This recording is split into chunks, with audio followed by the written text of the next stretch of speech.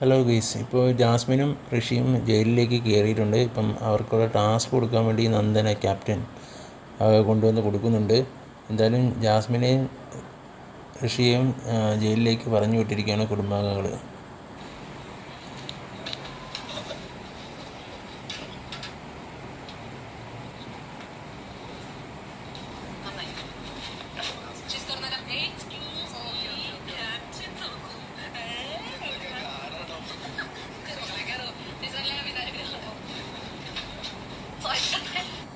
ഋഷിയും കൂടി ആയതുകൊണ്ട് വലിയ ഇതൊന്നും ഉണ്ടാകില്ല ജയിലിൽ. ജാസ്മിൻ ജിൻഡോയൊക്കെ ആണെങ്കിൽ ഇപ്പോൾ തല്ലുപിടുത്തമൊക്കെ തുടങ്ങി പലതും നടന്ന്.